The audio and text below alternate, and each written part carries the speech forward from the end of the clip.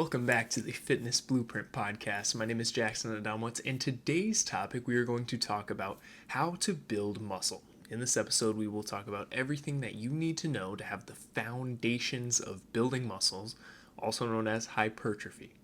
So, if you're tuning into this episode, chances are your goal involves building muscle. But most people that have the goal of building muscle have some sort of alternative goal that muscle building is kind of more of a stepping stone to get them there.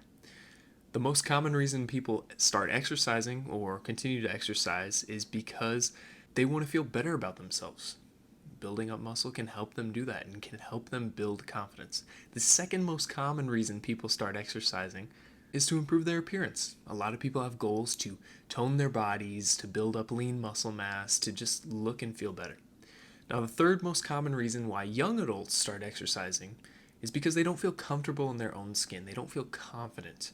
Usually, goals regarding muscle building will help them accomplish that ultimate goal of feeling more comfortable in their own skin, filling out their sleeves, what have you. Now, the third most common reason why older adults start exercising is usually to address health concerns or as a preventative measure in improving their healthy lifestyle, healthy living. So, building up muscle can address all of those goals, and so it is incredibly important and an incredibly common goal to have. In this podcast episode, we are going to address all of those goals, and I'm going to explain a little bit of the science behind how you can build your muscle so that you have a good general understanding of that. We're going to talk about the three most important factors that it comes down to with regards to building muscle so that you can address those three factors, make changes if necessary if your goal is to build muscle. And then I'll give you a protocol that you can take away and utilize in your own fitness journey so that you can build muscle and accomplish your fitness goal.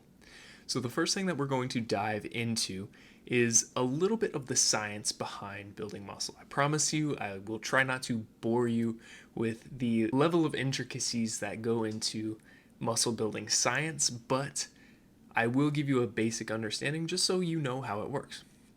First, I want to talk about the muscle structure. So muscles are made up of small little microscopic muscle fibers. Each muscle fiber is a single muscle cell. So these fibers are long and cylindrical and are grouped together in bundles. So when I think of a muscle, I think of like a rope. The whole rope is the muscle. The little fibers are the strands in the rope. Okay, so if you can keep that analogy in your mind, you can kind of understand the structure of the muscle. Within each muscle fiber, there are even smaller structures called myofibrils. Now we're getting into a very, very small microscopic view. But these myofibrils are made up of even finer structures called sarcomeres. Sarcomeres are the contractile units of the muscle. So this is what happens when you shorten your muscle. So when you contract a muscle, your muscle usually connects from a bone to another bone. When you contract a muscle, it shortens that distance. It contracts, right? So if I flex my bicep, I am bringing my forearm up closer to my upper arm, right? Because we're shortening that distance, we're shortening that muscle and contracting it. So sarcomeres are the little tiny units built in series in a muscle that help you contract your muscle. In each sarcomere, you have two primary proteins. You've got actin and myosin protein filaments. These are kind of the theorized workhorses of the muscle. We're not going to get into the whole science of the sliding filament theory. There is a lot more that we can dive into, but just understand that these are the two primary protein microfilaments that are working in unison to help contract your muscle. So now that you have the muscle structure down, let's go into how you can actually build muscle, what the science is behind it. So when you exercise, your muscles receive a signal from the brain to contract. That's literally any movement. Anytime you are moving your body, there are muscles contracting, and your brain is sending a signal unconsciously that we're not really usually aware of. Your brain sends that signal down to your muscle and tells it to contract. This signal causes calcium to be released inside the muscle cells, which enables the muscle fibers to contract by facilitating the interaction between those actin and the myosin filaments that we talked about just a second ago. So the physical force from exercise or physical activity, or that constant contraction and relaxation of the muscle, causes small micro damages or micro trauma to the muscle. This damage is actually a good thing because it triggers the repair process in the body, in the muscle specifically, which leads to that muscle growth. So we'll dive into that a little bit more here. But before that, a little side note, this micro damage is theorized to cause that soreness feeling, that delayed onset, that muscle soreness that you feel after a tough workout or after a really hard physical activity. So that's that soreness is potentially that micro trauma within your muscle. But that can be a good thing, right? Because that's your body's signal to start the healing and the repair process. In order to repair the damage, your body synthesizes new muscle proteins. So it creates these new muscle proteins. And this is where your dietary protein intake becomes incredibly important, as it provides the necessary building blocks for that protein, that muscle protein synthesis. So if you're not getting enough protein, you're not going to optimize your recovery. Your muscles aren't going to rebuild as strongly as if you had an adequate protein intake. So that's why you always hear, if you're trying to build muscle, you should make sure you're eating plenty of protein. And that's true. So over time, through repeated exercise and proper nutrition and recovery, these processes lead to an increase in muscle fiber size known as hypertrophy. So hypertrophy is just the fancy word for growing or that increase in size. I know we kind of went into the weeds with that, but there are a few key takeaways that you can have from the science behind building muscle. Number one is you need a good training stimulus. AKA, you have to really challenge your muscles, right? Because when we contract and relax that process, when you add resistance in there, it's going to stimulate the body to say, hey, we need to build this muscle back up, and we need to build it up even stronger next time so that it can be able to withstand these forces that are necessary, right? The body has an amazing way of adapting, and so if we challenge our bodies, we will see improvements. Another key takeaway is that recovery is essential for muscle growth. So what you eat, how you recover, if your muscles are getting enough time to rest and recover between challenging workouts, that's when your muscles are growing during the recovery, right? Your muscles aren't growing when you're doing the bicep curls. Your muscles aren't growing when you're doing the squats. It's after you cause those micro damages and then the body's repairing the muscle to increase its size and increase its strength. So if you optimize those two things, you will see results. Okay, it's just a matter of time, consistency, and how much effort you're actually putting into it. So let's dive into those a little bit. These are some of the main factors that you can change within your training, within your recovery, in order to increase your muscle mass and build that muscle or that hypertrophy. So the first key factor that we'll talk about is the training. And again, I will give you a protocol towards the end of this podcast episode, but how you train matters when it comes to building muscle. One of the most important factors or variables when it comes to training is the mechanical tension. This is also the amount of physical stress that you put on your muscles. So if I am super strong, I keep using the bicep curl as an example. We'll just use that because I think a lot of people understand that exercise. If I am doing bicep curls and I'm super strong, I've got big muscles, and I only do 2.5 pounds, and I do that forever, that's not putting a ton of mechanical tension. That's not putting a ton of stress on the muscle. The muscle is not going to adapt and grow because it can withstand that weight for a very, very long time without increasing its size. Now, the reason we increase the muscle size is to adapt to that large amount of stress on it. So we need an adequate amount of mechanical tension, meaning you need to challenge your muscles. And I usually recommend choose a challenging weight that you can perform with good form for the given number of sets and reps. And we'll dive into the protocol later, but you need to have good stress on those muscles in order to see them grow in size.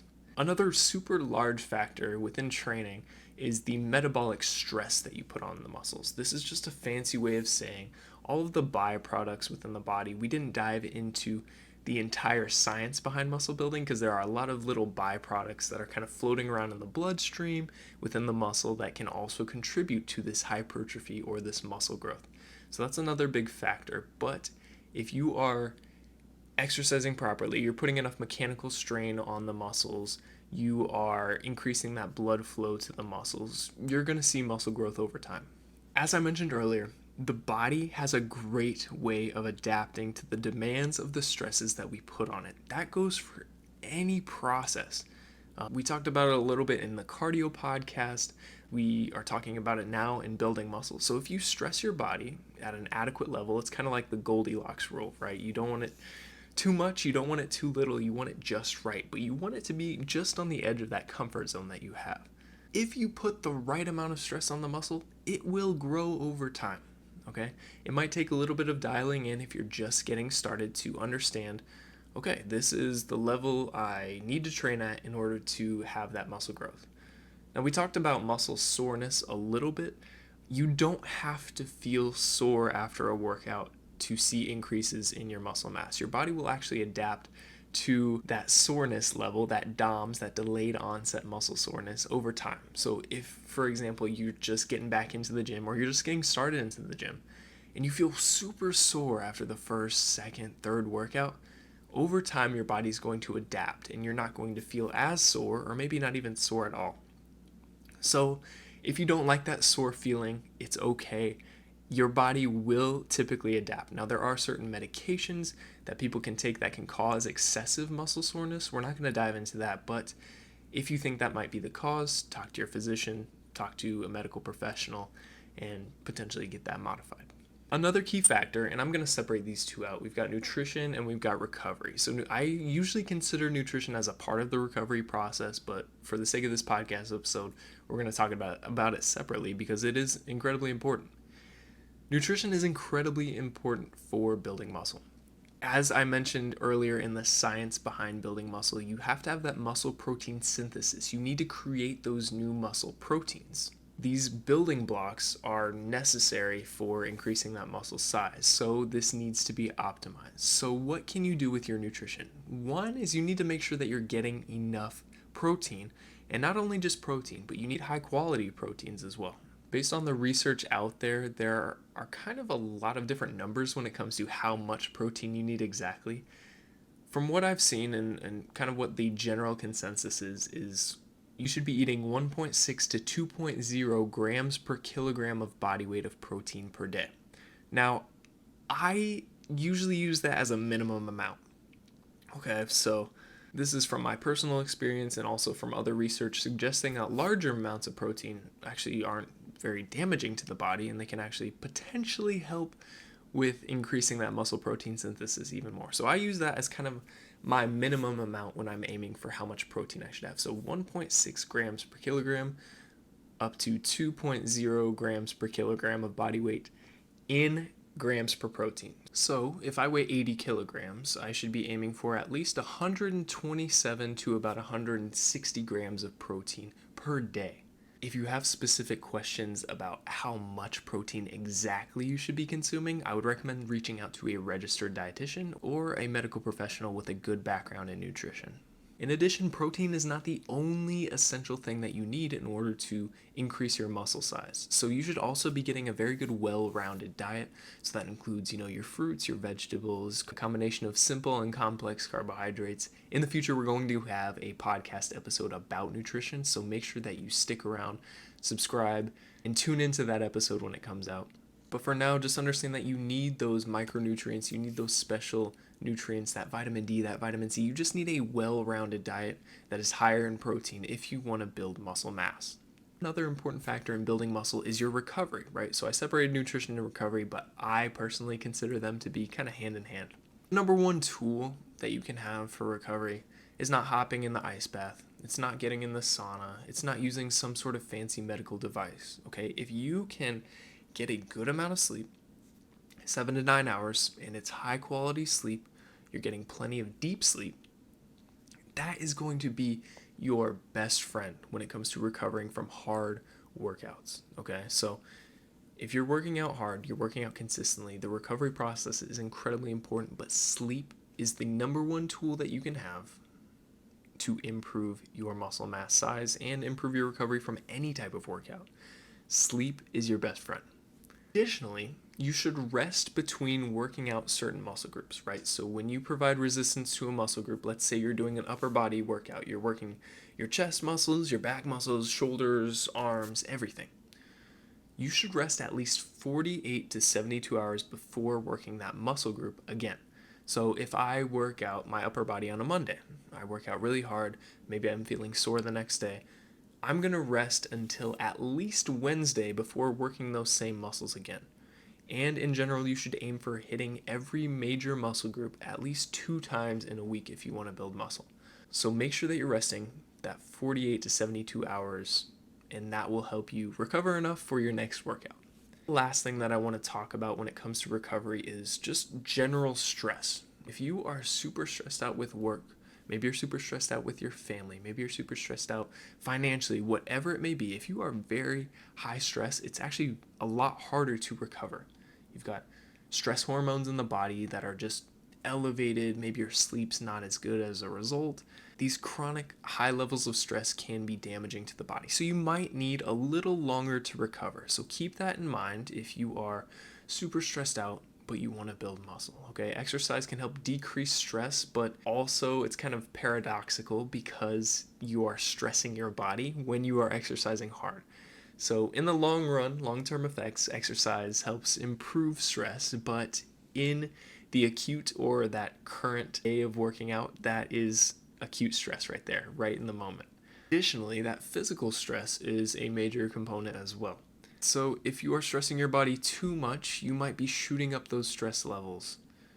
So if you're trying to train for a marathon but also trying to build muscle, it's not going to be as easy to build muscle because you are putting your body under a tremendous amount of stress. There are kind of different pathways to building muscle, building endurance. That's not to say you can't build any muscle while doing long endurance events and that you shouldn't try to build muscle. You should try to maintain muscle mass if you are doing long-term distance events or high endurance events. But if your ultimate goal is to build muscle, it might not be as easy if you're trying to train for a marathon at the same time.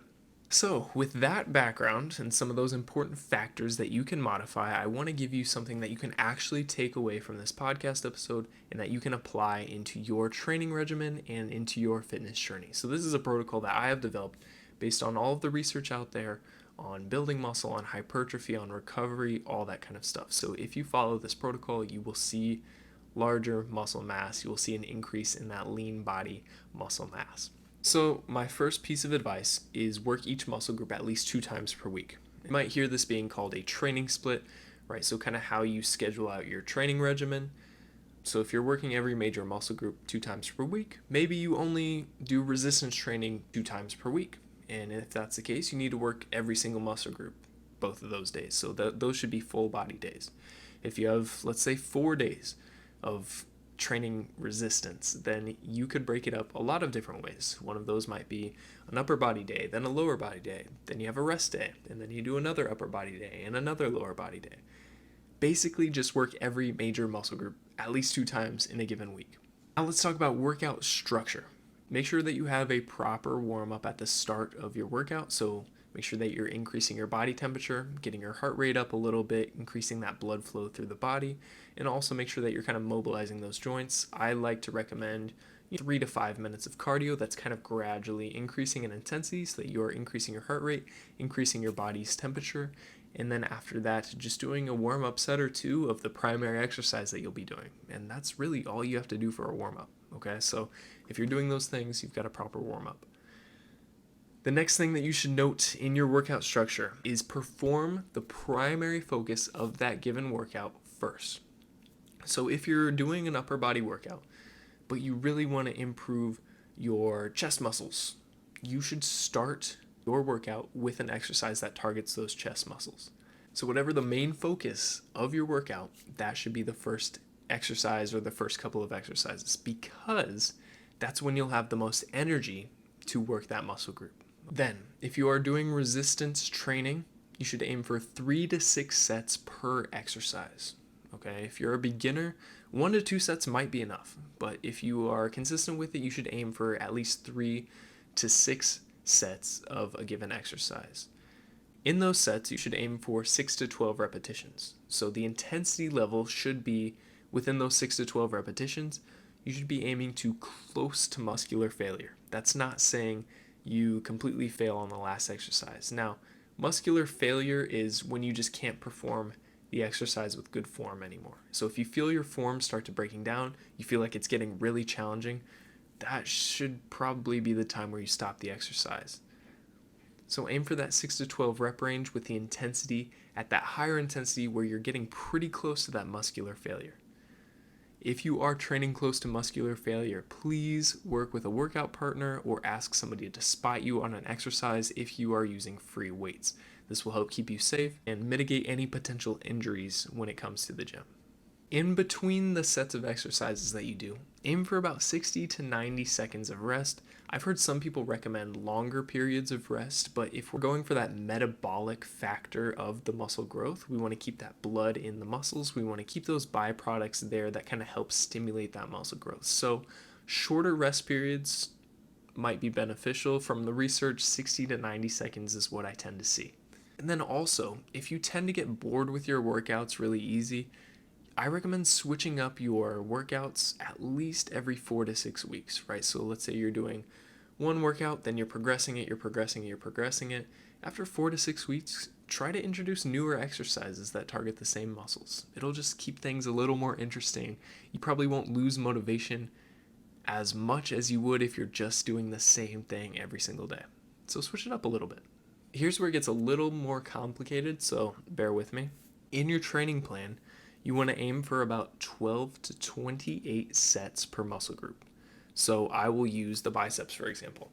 If I'm doing a bicep curl for 3 sets, one workout, that's 3 total sets in a given week. So I want to aim for 12 to 28 sets per week. So let's say I do 2 exercises, 3 sets each, that's 6 sets in one workout. And then the next workout that I work the biceps again, I might do 2 more exercises with the combination of 3 sets and 3 sets to make 6 sets. And then I'm in that 12 set range for the week. So 12 to 28 sets per week. That's what you should aim for. That's what the research tends to suggest. Additionally, you want to tap into a training principle called progressive overload. This means that you will have subsequent changes in your training volume over time. Over time, you should notice that increase in training stimulus. So let's say I'm doing bicep curls with 10 pounds one week, and I can do all 8 reps that I am written out to do. Next week, I might try and push it. I might try and go for 9 reps or 10 reps at that same 10-pound weight. So over time, you should try and gradually progress what you're doing, whether that be the reps, whether that be the sets, whether that be the amount of weight that you're lifting. You need to change one of those factors so that you are gradually building off of what you did the last workout. Now, if you can't build off of the last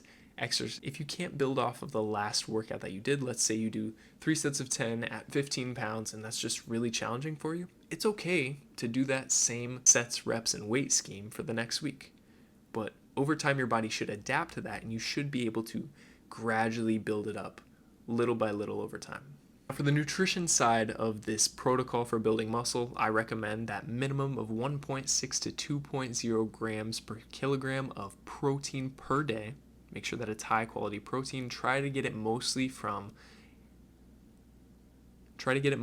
whole food sources. Animal proteins are really good. If you're vegetarian, rice and beans are a good option. You want to get good quality protein from what you're consuming. If you need to supplement protein, that's okay, but that should not be the primary source of your protein intake, right? So you shouldn't only be drinking protein shakes. You shouldn't only be eating protein bars. You want to get that complete, well-rounded, well-balanced diet that's high in protein. Additionally, make sure that you're drinking plenty of water throughout the day. Just stay hydrated. That's the bare minimum of this protocol. And then for recovery, aim for 7 to 9 hours of sleep per night. Make sure that it is high quality sleep, right? So if you are waking up a lot in the middle of the night, try to avoid that as much as possible. I know that's easier said than done, but you can actually train your body to fall asleep and to stay asleep. So if you fall asleep at the same time and you wake up at the same time in the morning, you can train your body to kind of have that. You can train your body to want to fall asleep and want to wake up at that time. So stay consistent with when you're going to sleep and when you're waking up. Additionally, it's good to have a good bedtime routine. Not on phone screens, no bright lights, a nice cool, comfortable room that's dark. That will help you fall asleep a lot easier. Maybe even taking a warm bath or warm shower before you go to sleep. And there you have it. There is the protocol for building muscle. And that's all I've got for you. That is just the foundational knowledge that you need in order to build muscle. If you can do those things really well, you will see improvements. Now, most people, when they're training or they're first starting out and building muscle, the first about 4 to 8 weeks, you might not notice physical changes. This is because those connections that we talked about at the beginning of the podcast from the brain to the muscle, those are the things that are going to improve first. So you might notice an increase in strength at first, and that's because your brain is making more of those connections to the muscle. After that 4 to 8 week period, if you are gradually progressing your program like we talked about, you can see increases in muscle mass. This time frame varies, so after 8 weeks is usually when most people see those increases in muscle mass. Some people might see it at 4 weeks. Some people might not see it until 12 weeks. But if you stay consistent, you follow that gradual progression overload, you will see increases in your muscle mass. You will build muscle, or you will see that muscular hypertrophy. So if you have any comments, let me know in the comments below if you're watching on YouTube. If you're listening on the podcast, make sure you visit jacksonryanfitness.com/podcast. You can leave suggestions for me. You can leave any questions that you have. Make sure you follow me on social media at jacksonryanfitness and shoot me a message. If you have any questions about the podcast, if you have any questions related to fitness or your fitness journey, shoot them my way. And we will see you next time for the next episode of the Fitness Blueprint Podcast. Thanks for tuning in.